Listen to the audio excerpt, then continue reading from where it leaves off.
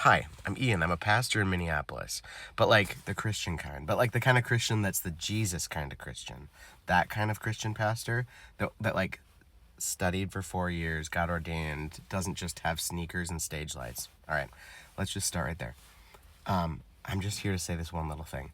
If you're using the Bible to justify the killing, the extrajudicial killing of Renee Good in Minneapolis, if you're using the Bible to defend the ICE agent who murdered her, if you're in the comment section of pushback against ICE in Minneapolis and saying something like, Romans 13, what about Romans 13? I have to tell you something. That's not it. That's not right.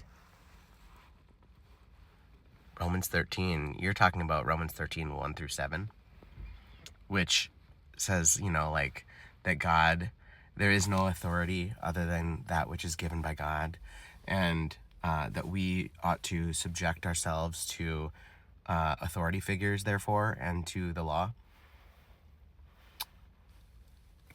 Keep reading.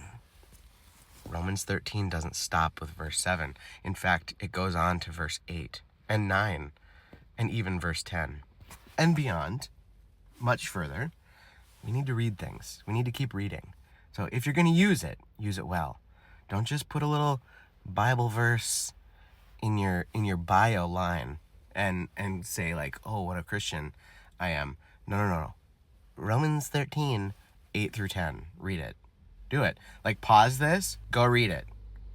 Oh, you're not going to do that? Okay, let me just tell you. Romans 13, 8 through 10 makes this claim, particularly verse 10, that love is the fulfillment of the law. Love is the fulfillment of the law. Jesus said in Matthew that he came not to abolish the law, but to fulfill it. Okay? And what Jesus is talking about is Levitical law, Jewish law, right? Not Roman law. One of the things that I actually love about Jesus is that he came to fulfill the law and made this claim that like love, embodied love, divine embodied love is what he was up to, and that is the fulfillment of the law. But what he always did was he subverted Roman law. It got him killed. That got Jesus killed. So I think Jesus would hear you say, oh, Romans 13, we need to abide by the law. And I think Jesus would say, what? No, that ain't it. Jesus said he has come to fulfill the law and that we ought to love one another. In John's gospel, he says, I give you a new law.